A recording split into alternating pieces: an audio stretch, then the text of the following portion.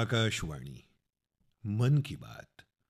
माननीय पंतप्रधान श्री नरेंद्र मोदी यांनी जनतेशी साधलेल्या संवादाचा मराठी अनुवाद आता प्रसारित करीत आहोत. माझ्या प्रिय देशबांधवांनो, नमस्कार. यंदाच्या पावसाळ्यात नैसर्गिक आपत्ती देशाची परीक्षा पाहत आहेत. गेल्या काही आठवड्यांपासून आपण पूर आणि दरडी कोसळल्यामुळे घडलेला हाहाकार पाहिला आहे. अनेक घरांचं नुकसान झालं, शेतं पाण्याखाली गेली, कुटुंबच्या कुटुंब उद्ध्वस्त झाली. पाण्याच्या वेगवान प्रवाहात अनेक पूल वाहून गेले, रस्ते वाहून गेले, लोकांवर संकट कोसळलं. या घटनांमुळे प्रत्येक भारतीयाला दुःख झालं आहे. ज्या कुटुंबांनी प्रियजनांना गमावलं, त्यांचं दुःख आपणा सर्वांचं दुःख आहे. जिथे कुठे आपत्ती आली तिथल्या लोकांना वाचवण्यासाठी आपले एनडीआरएफ, एसडीआरएफचे जवान, अन्य सुरक्षा दलं प्रत्येकजण रात्रंदिवस बचाव कार्यात सहभागी झाले होते. जवानांनी तंत्रज्ञानाची देखील मदत घेतली आहे. थर्मल कॅमेरे, लाईव्ह डिटेक्टर, स्निफर डॉग्ज आणि ड्रोनद्वारे देखरेख अशा अनेक आधुनिक संसाधनांच्या सहाय्यानं मदत कार्याला गती देण्याचे पुरेपूर प्रयत्न केले गेले. या दरम्यानच्या काळात हेलिकॉप्टरद्वारे मदत सामग्री पोचवण्यात आली. जखमींना हेलिकॉप्टरमधून उपचारांसाठी हलवण्यात आलं. आपत्कालीन परिस्थितीत सैन्य दलाची मोठी मदत झाली. स्थानिक लोक, सामाजिक कार्यकर्ते, डॉक्टर्स, प्रशासन या सर्वांनी या संकटाच्या काळात शक्य ते सर्व प्रयत्न केले. या कठीण काळात मानवता धर्म सर्वोपरी मानून मदत करणाऱ्या प्रत्येक नागरिकाचे मी मनापासून आभार मानतो. माझ्या प्रिय देशबांधवांनो, पूर आणि अतिवृष्टीच्या या तडाख्यात जम्मू काश्मीरनं दोन अतिशय खास अशा गोष्टी आयोजित केल्या. याकडे बहुतांश लोकांचं लक्ष गेलं नाही. मात्र जेव्हा तुम्ही त्याबाबत ऐकाल तेव्हा तुम्हाला देखील खूप आनंद होईल. जम्मू काश्मीरच्या पुलवामा येथील एका स्टेडियममध्ये विक्रमी संख्येनं लोक जमले होते. इथे पुलवामामधला पहिला दिवस-रात्र क्रिकेट सामना खेळला गेला. आधी असं घडणं अशक्य होतं, मात्र आता माझा देश बदलत आहे. हा सामना रॉयल प्रीमियर लीगचा भाग आहे, ज्यात जम्मू काश्मीरचे वेगवेगळे संघ खेळत आहेत. एवढ्या मोठ्या संख्येनं जमलेले लोक, विशेषतः युवक, आणि तेही पुलवामामध्ये रात्रीच्या वेळी हजारोंच्या संख्येने क्रिकेटचा आनंद घेत आहेत. हे दृश्य खरोखरच पाहण्यासारखं होतं. मित्रांनो, दुसरं आयोजन ज्याने सर्वांचं लक्ष वेधून घेतलं आहे ते आहे देशात प्रथमच आयोजित खेलो जलक्रीडा स्पर्धा. आणि त्या देखील श्रीनगरच्या दल सरोवरात पार पडल्या. खरोखरच अशा स्पर्धा आयोजित करण्यासाठी ही किती खास जागा आहे. जम्मू काश्मीरमध्ये जलक्रीडा स्पर्धा लोकप्रिय करणं हा यामागचा उद्देश आहे. यामध्ये संपूर्ण देशभरातून 800हून अधिक खेळाडूंनी भाग घेतला. महिला खेळाडू देखील मागे राहिल्या नाहीत. त्यांचा सहभाग देखील जवळजवळ पुरुषांएवढा होता. मला त्या सर्व खेळाडूंचं अभिनंदन करायचं आहे ज्यांनी यात भाग घेतला. खास अभिनंदन मध्य प्रदेशचं, ज्यांनी सर्वाधिक पदकं जिंकली. त्याखालोखाल हरियाणा आणि ओदिशाचा क्रमांक होता. जम्मू काश्मीरचं सरकार आणि तिथल्या लोकांची आत्मीयता आणि आदरातिथ्य याची मी सर्वाधिक प्रशंसा करतो. मित्रांनो, या आयोजनाचा अनुभव तुमच्यापर्यंत पोहोचवण्यासाठी मी विचार केला की त्यात सहभागी झालेल्या दोन खेळाडूंशी संवाद साधावा. त्यापैकी एक आहे ओदिशाची रश्मिता साहू आणि दुसरा श्रीनगरचा मोहसिन अली. चला ऐकूया ते काय म्हणतात ते. रश्मिताजी, नमस्ते. नमस्ते सर. जय जगन्नाथ. जय जगन्नाथ सर. रश्मिताजी, सर्वप्रथम क्रीडा जगतातील या यशाबद्दल तुमचं खूप खूप अभिनंदन. धन्यवाद सर. रश्मिता, आमचे श्रोते तुमच्याबद्दल आणि तुमच्या क्रीडा क्षेत्रातील प्रवासाबद्दल जाणून घेण्यास खूप उत्सुक आहेत. त्याबद्दल सांगा. सर, मी रश्मिता साहू, ओदिशामधून आणि मी कॅनोईंग प्लेयर आहे. मी 2017 पासून हा खेळ खेळत आहे आणि मी राष्ट्रीय स्तरावर राष्ट्रीय अजिंक्यपद आणि राष्ट्रीय क्रीडा स्पर्धेत भाग घेतला आहे. मी 41 पदकं जिंकली आहेत. 13 सुवर्ण, 14 रौप्य आणि 14 कांस्य पदकं. सर, रश्मिताजी, या खेळाबद्दल तुमच्या मनात आवड कशी निर्माण झाली? सर्वप्रथम कुणी तुम्हाला या खेळाकडे वळण्यासाठी प्रेरित केलं? तुमच्या घरात खेळाचं वातावरण आहे का? नाही सर. मी ज्या गावातून आले आहे, तिथे खेळाचं वातावरण नव्हतं. इथे नदीत बोटिंग सुरू होतं, तेव्हा मी अशीच पोहायला गेले होते. मी आणि माझ्या मैत्रिणी असेच पोहत होतो, तेव्हा एक बोट गेली कॅनोईंग कायकिंगची. तेव्हा मला त्याबाबत काही माहीत नव्हतं. तेव्हा मी माझ्या मैत्रिणीला विचारलं, की "हे काय आहे?" तेव्हा तिने सांगितलं, की तिथे जगतपूरमध्ये साई स्पोर्ट्स सेंटर आहे. तिथं हे खेळ शिकवले जातात. मी देखील जाणार आहे. मला खूप वेगळं वाटलं. ते काय आहे मला माहीत नव्हतं. पाण्यात ही मुलं कशी खेळतात? बोटिंग करतात का? मी तिला म्हटलं की मलाही जायचं आहे. कसं जायचं? मला पण सांग. त्यावर तिथे जाऊन बोलायला सांगितलं. मग मी लगेच घरी जाऊन बाबांना सांगितलं की मला जायचं आहे. ते म्हणाले, "ठीक आहे." ते मला घेऊन गेले. त्यावेळी टाईम ट्रायल नव्हती. तिथले प्रशिक्षक म्हणाले की परीक्षा फेब्रुवारीत असते. फेब्रुवारी-मार्चमध्ये त्या टाईम ट्रायलच्या वेळी या. मग मी टाईम ट्रायलच्या वेळी गेले. अच्छा. रश्मिता, काश्मीरमध्ये झालेल्या खेलो इंडिया जलक्रीडा महोत्सवातील तुमचा स्वतःचा अनुभव कसा होता? तुम्ही प्रथमच काश्मीरला गेला होतात? हो सर. मी प्रथमच काश्मीरला गेले होते.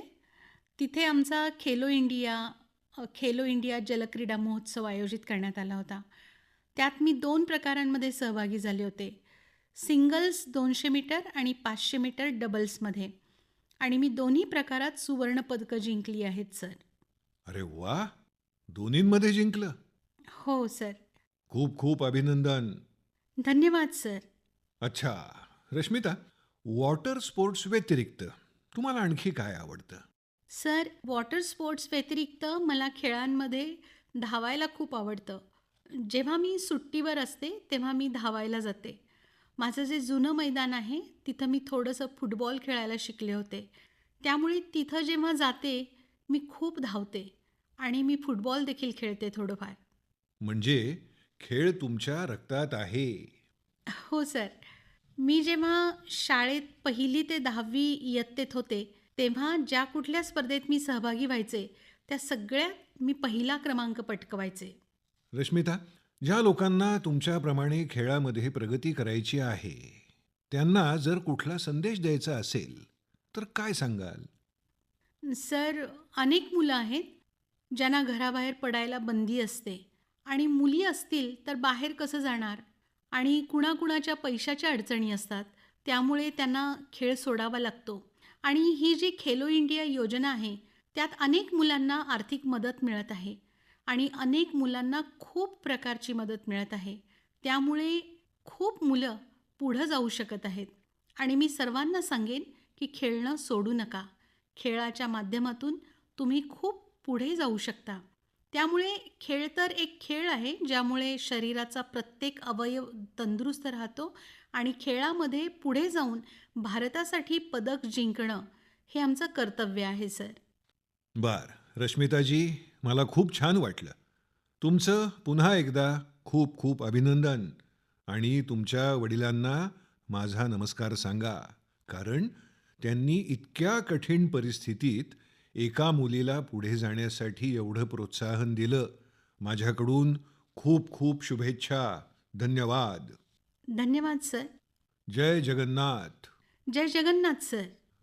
मोहसिन अली, नमस्ते. नमस्ते सर. मोहसिनजी, तुमचं खूप खूप अभिनंदन आणि तुमच्या उज्ज्वल भविष्यासाठी खूप खूप शुभेच्छा.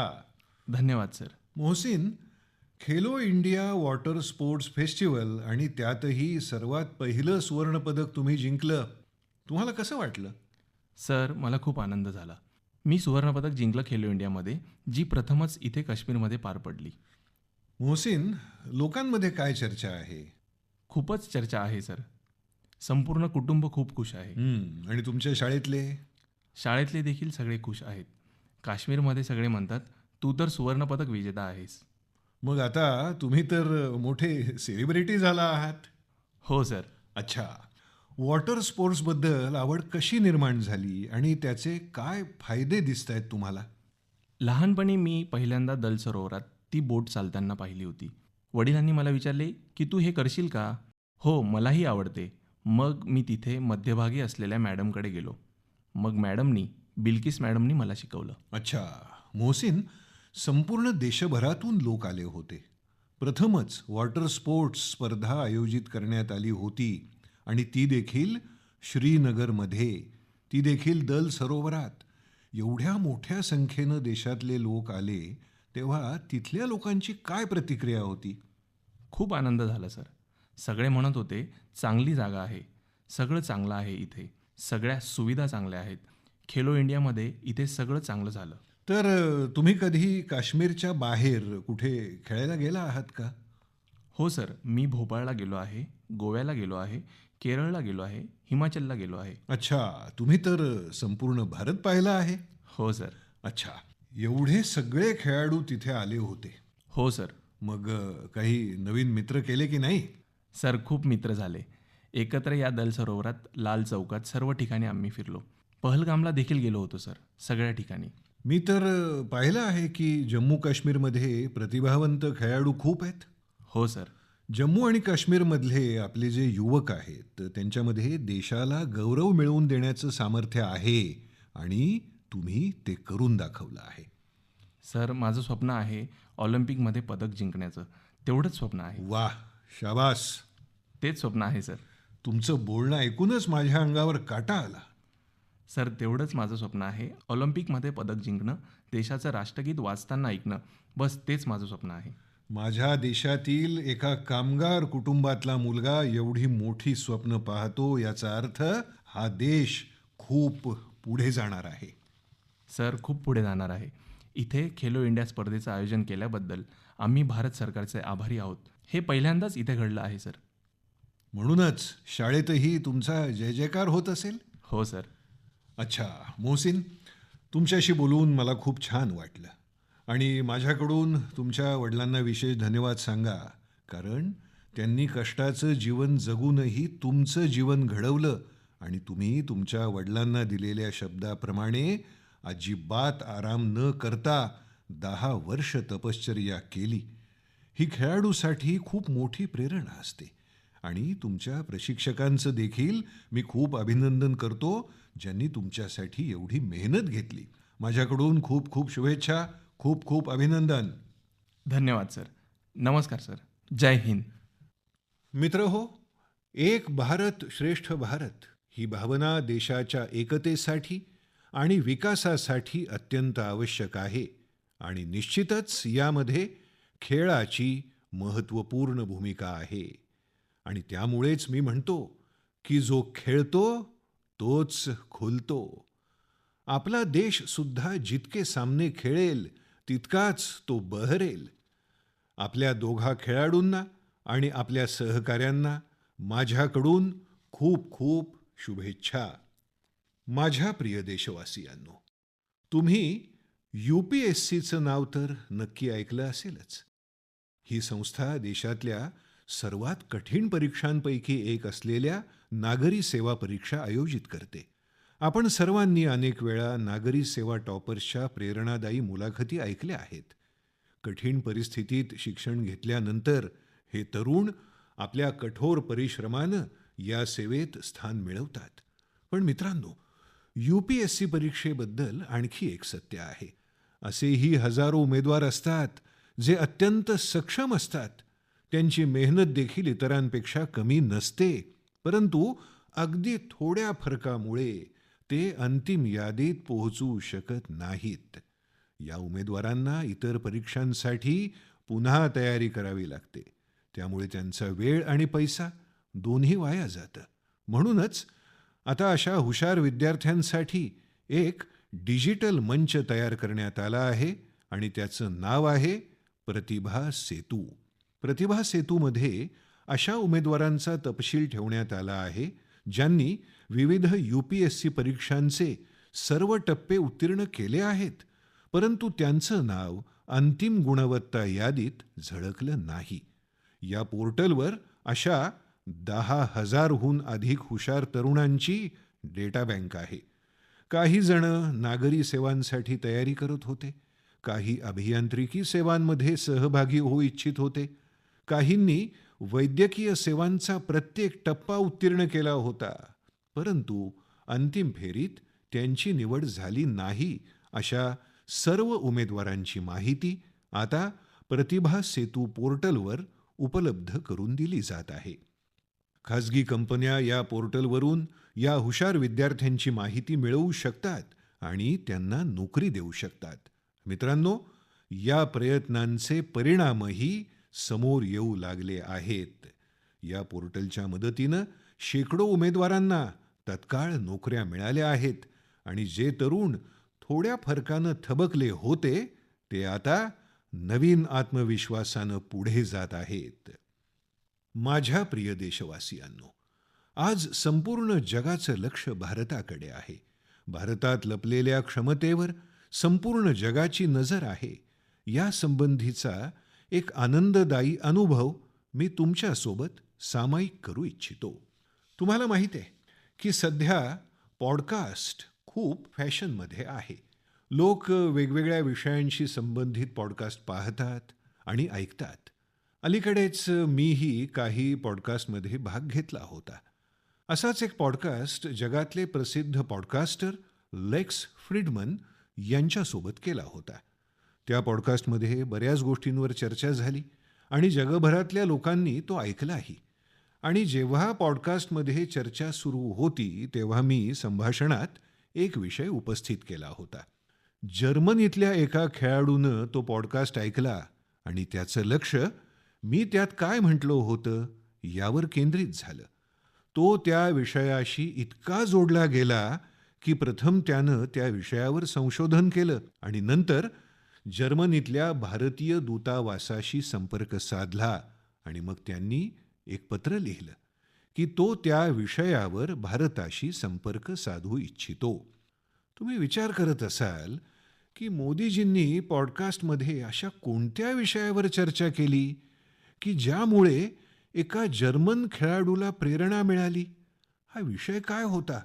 मी तुम्हाला आठवण करून देतो की पॉडकास्टमध्ये मी मध्य प्रदेशातल्या शहडोलच्या फुटबॉल वेडाशी संबंधित एका गावाचा उल्लेख केला होता. खरं तर मी 2 वर्षांपूर्वी शहडोलला गेलो होतो आणि तिथल्या फुटबॉल खेळाडूंना भेटलो होतो. पॉडकास्ट दरम्यान एका प्रश्नाच्या उत्तरात मी शहडोलच्या फुटबॉल खेळाडूंचाही उल्लेख केला होता. जर्मन फुटबॉल खेळाडू आणि प्रशिक्षक डाएटमार बेयर्सडोर्फर यांनीही हेच ऐकलं होतं. शहडोलच्या तरुण फुटबॉल खेळाडूंच्या जीवन प्रवासानं त्यांना खूप प्रभावित केलं आणि प्रेरणा दिली. खरोखर तिथले प्रतिभावान फुटबॉल खेळाडू इतर देशांचं लक्ष वेधून घेतील याची कोणीही कल्पना केली नसेल. आता या जर्मन प्रशिक्षकानं शहडोलमधल्या काही खेळाडूंना जर्मनीतल्या अकादमीमध्ये प्रशिक्षण देण्याची ऑफर दिली आहे. यानंतर मध्य प्रदेश सरकारनंही त्यांच्याशी संपर्क साधला आहे. लवकरच शहडोलमधले आपले काही तरुण मित्र प्रशिक्षण अभ्यासक्रमासाठी जर्मनीला जाणार आहेत. भारतात फुटबॉलची लोकप्रियता सतत वाढत आहे हे पाहून मला खूप आनंद होतोय. मी फुटबॉल प्रेमींना विनंती करतो की जेव्हाही वेळ मिळेल तेव्हा शहडोलला भेट द्यावी आणि तिथे होत असलेली क्रीडा क्रांती जवळून पाहावी. माझ्या प्रिय देशवासियांनो, सुरतमध्ये राहणाऱ्या जितेंद्र सिंह राठोड यांच्याबद्दल जाणून तुम्हाला खूप आनंद होईल.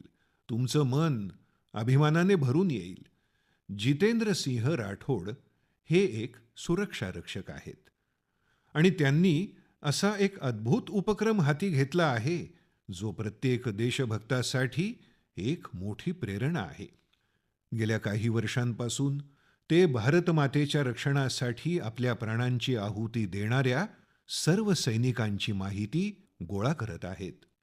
आज त्यांच्याकडे पहिल्या महायुद्धापासून आतापर्यंत वीरगती प्राप्त झालेल्या हजारो शूर सैनिकांची माहिती आहे. त्यांच्याकडे त्यांचे हजारो फोटो देखील आहेत. एकदा एका हुतात्मा सैनिकांच्या वडिलांचे शब्द त्यांच्या हृदयाला भिडले. त्या सैनिकाच्या वडिलांनी म्हटलं होतं, मुलगा गेला तर काय झालं, देश तर सुरक्षित आहे ना.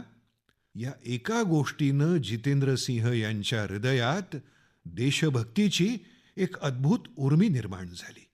आज ते हुतात्मा झालेल्या अनेक सैनिकांच्या कुटुंबियांच्या संपर्कात आहेत. त्यांनी सुमारे 2,500 हुतात्मा सैनिकांच्या मातापित्यांच्या पायाची मातीही आणली आहे. हे त्यांच्या सशस्त्र दलांवरच्या प्रेमाचं आणि ओढीचं जिवंत उदाहरण आहे. जितेंद्रजींचं जीवन आपल्याला देशभक्तीची खरीखुरी शिकवण देतं. माझ्या प्रिय देशवासियांनो, तुम्ही पाहिलं असेल की घरांच्या छतावर, मोठ्या इमारतींवर, सरकारी कार्यालयांमध्ये सौर पॅनल चमकताना दिसतात. लोक आता त्याचं महत्त्व समजून घेत आहेत आणि ते खुल्या मनाने स्वीकारतही आहेत. आपल्या देशावर सूर्यदेवाने इतकी मोठी कृपा केली आहे, तर मग त्याने दिलेल्या ऊर्जेचा पुरेपूर वापर का करू नये? मित्रांनो, सौर ऊर्जेमुळे शेतकऱ्यांचं जीवनही बदलत आहे. तीच शेती, तीच मेहनत, तेच शेतकरी, पण आता कठोर परिश्रमाचं फळ खूप जास्त मिळत आहे. हा बदल होत आहे सौर पंप आणि सौर भात गिरण्यांमुळे. आज देशातल्या अनेक राज्यांमध्ये शेकडो सौर भात गिरण्या सुरू झाल्या आहेत. या सौर भात गिरण्यांनी शेतकऱ्यांच्या उत्पन्नाबरोबरच त्यांच्या चेहऱ्यांवरचं तेजही वाढवलं आहे. मित्रांनो, बिहारच्या देवकीजींनी सौर पंपाच्या साहाय्यानं गावाचं नशीबच बदलून टाकलं आहे. मुझफ्फरपूरच्या रतनपुरा गावात राहणाऱ्या देवकीजींना आता लोक प्रेमानं सोलर दीदी म्हणतात. देवकीजी, त्यांचं जीवन सोपं नव्हतं. लहान वयात लग्न झालं, छोटंसं शेत, 4 मुलांची जबाबदारी आणि भविष्याचं कोणतंही चित्र स्पष्ट नव्हतं. पण त्यांचं धैर्य कधीच कमी झालं नाही. त्या एका बचत गटात सहभागी झाल्या आणि तिथे त्यांना सौर पंपाबद्दल माहिती मिळाली. त्यांनी सौर पंपासाठी प्रयत्न सुरू केले आणि त्यात त्या यशस्वीही झाल्या. त्यानंतर सोलर दीदीच्या सौर पंपाने गावाचा चेहरा मोहरा बदलला. जिथे पूर्वी फक्त काही एकर जमीन सिंचनाखाली येत होती, तिथे आता सोलर दीदीच्या सौर पंपामुळे 40 एकरपेक्षा जास्त क्षेत्रापर्यंत पाणी पोहोचत आहे. गावातले इतर शेतकरीही सोलर दीदीच्या मोहिमेत सहभागी झाले आहेत. त्यांची पिकंही हिरवीगार होऊ लागली आहेत आणि त्यांचं उत्पन्नही वाढू लागलं आहे. मित्रांनो, पूर्वी देवकीजींचं आयुष्य 4 भिंतींमध्ये बंदिस्त होतं, पण आज त्या पूर्ण आत्मविश्वासानं आपलं काम करत आहेत. सोलर दीदी होऊन पैसे कमवत आहेत आणि सर्वात अनोखी गोष्ट म्हणजे त्या परिसरातल्या शेतकऱ्यांकडून UPI द्वारे पैसे घेतात. आता संपूर्ण गावात त्यांच्याकडे मोठ्या आदरानं पाहिलं जातं. त्यांचे कठोर परिश्रम आणि दूरदृष्टी यांनी हे सिद्ध केलं आहे की सौर ऊर्जा ही केवळ विजेचा एक स्रोत नाही, तर ती प्रत्येक गावात नवीन प्रकाश आणणारी एक नवीन शक्ती सुद्धा आहे. माझ्या प्रिय देशबांधवांनो, 15 सप्टेंबरला भारताचे महान अभियंता मोक्षगुंडम विश्वेश्वरय्या यांची जयंती असते. आपण तो दिवस अभियंता दिन म्हणून साजरा करतो. अभियंते फक्त यंत्र तयार करत नाहीत, तर ते स्वप्नांना वास्तवात रूपांतरित करणारे कर्मयोगी असतात. मी भारतातल्या प्रत्येक अभियंत्याचं कौतुक करतो. त्यांना मी शुभेच्छा देतो. मित्रांनो, सप्टेंबरमध्येच भगवान विश्वकर्मांच्या पूजेचा पवित्र दिवसही येत आहे. 17 सप्टेंबर रोजी विश्वकर्मा जयंती आहे. हा दिवस आपल्या विश्वकर्मा बांधवांना समर्पित आहे, जे पारंपरिक शिल्पकला, कौशल्य आणि ज्ञानविज्ञान अविरतपणे एका पिढीकडून दुसऱ्या पिढीकडे हस्तांतरित करत असतात. आपले सुतार, लोहार, सोनार, कुंभार, मूर्तिकार, काष्ठशिल्पकार हे नेहमीच भारताच्या समृद्धीचा पाया राहिले आहेत. या विश्वकर्मा बांधवांना मदत करण्यासाठी सरकारनं विश्वकर्मा योजना देखील सुरू केली आहे. मित्रांनो, आता मी तुम्हाला एक ऑडिओ रेकॉर्डिंग ऐकवू इच्छितो.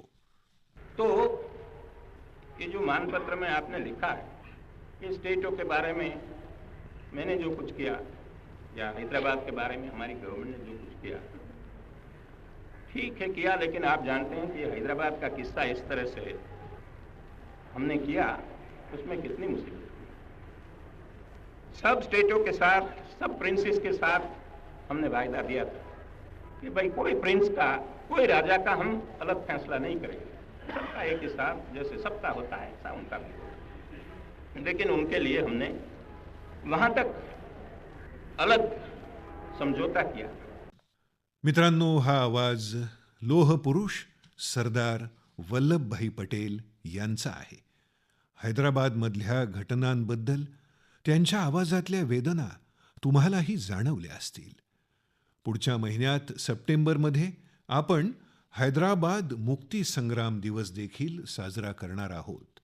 हा तोच महिना आहे जेव्हा आपण ऑपरेशन पोलोमध्ये भाग घेतलेल्या सर्व शूरवीरांच्या धाडसाचं स्मरण करतो.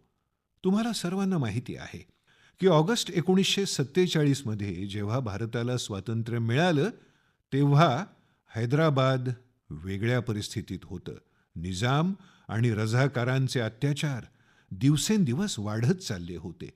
तिरंगा फडकवल्याबद्दल किंवा वंदे मातरम म्हटल्याबद्दलही लोकांना मृत्युदंड देण्यात येत असे.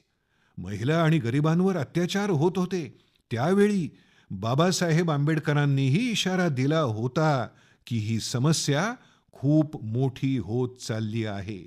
शेवटी सरदार पटेल यांनी हे प्रकरण आपल्या हातात घेतलं. त्यांनी सरकारला ऑपरेशन पोलो सुरू करण्यासाठी राजी केलं. आपल्या सैन्यानं हैदराबादला निजामाच्या हुकुमशाहीतून मुक्त करून त्याला भारताचा एक भाग केलं. संपूर्ण देशानं या यशाचा आनंद साजरा केला. माझ्या प्रिय देशवासियांनो, तुम्ही जगात कुठेही जा, तिथे तुम्हाला भारतीय संस्कृतीचा प्रभाव नक्कीच दिसेल. आणि हा प्रभाव जगातल्या मोठ्या शहरांपुरताच मर्यादित नाही, तर तो लहान शहरांमध्येही दिसून येतो. इटलीतील कॅम्प रोटोंडो या लहानशा शहरातही असंच काहीसं दिसून आलं आहे.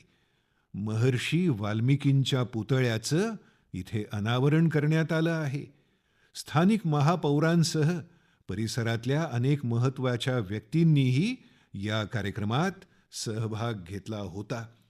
रोटोंडोमध्ये राहणारे भारतीय वंशाचे लोक महर्षी वाल्मिकींच्या पुतळ्याच्या स्थापनेमुळे खूप आनंदी झाले आहेत. महर्षी वाल्मिकींचे संदेश आपल्या सर्वांना प्रेरणा देतात. मित्रांनो, या महिन्याच्या सुरुवातीला कॅनडातल्या मिसिसागा इथेही प्रभू श्रीराम यांच्या 51 फूट उंच पुतळ्याचं अनावरण करण्यात आलं. या कार्यक्रमाबद्दल लोक खूप उत्साहित होते. प्रभू श्रीराम यांच्या भव्य पुतळ्याचे व्हिडिओ सोशल मीडियावर खूप शेअर केले गेले. मित्रांनो, रामायण आणि भारतीय संस्कृतीवरचे हे प्रेम आता जगाच्या कानाकोपऱ्यात पोहोचत आहे. रशियामध्ये एक प्रसिद्ध ठिकाण आहे व्लादिवोस्तोक. अनेक लोकांना त्या ठिकाणाची अशी ओळख आहे जिथे हिवाळ्यात तापमान -20 ते -30 अंश सेल्सिअस पर्यंत खाली येतं. या महिन्यात व्लादिवोस्तोकमध्ये एक अनोखं प्रदर्शन भरवण्यात आलं. त्यात रशियन मुलांनी रामायणातल्या विविध संकल्पनांवर काढलेल्या चित्रांचं प्रदर्शनही भरवण्यात आलं होतं. इथे एक स्पर्धा देखील आयोजित करण्यात आली होती. जगाच्या विविध भागातली भारतीय संस्कृतीबद्दलची वाढती जागरूकता पाहून खरोखरच आनंद होतो. माझ्या प्रिय देशवासियांनो, यावेळी मन की बातमध्ये एवढंच. यावेळी संपूर्ण देश गणेशोत्सव साजरा करत आहे. येणाऱ्या काळात अनेक सण साजरे होतील. या सणांमध्ये तुम्ही स्वदेशी कधीही विसरू नये. भेटवस्तू त्याच ज्या भारतात तयार झाल्या असतील, कपडे तेच जे भारतात तयार झाले असतील, सजावट तीच जी भारतात निर्माण झालेल्या साहित्यापासून केलेली असेल, रोषणाई तीच जी भारतात तयार झालेल्या दीपमाळांपासून केली असेल, आणि अशा अनेक गोष्टी.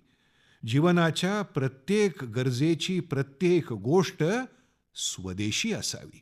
अभिमानानं म्हणा, ही स्वदेशी आहे. अभिमानानं म्हणा, ही स्वदेशी आहे. अभिमानानं म्हणा, ही स्वदेशी आहे. आपल्याला या भावनेनं पुढे जायचं आहे. एकच मंत्र, वोकल फॉर लोकल.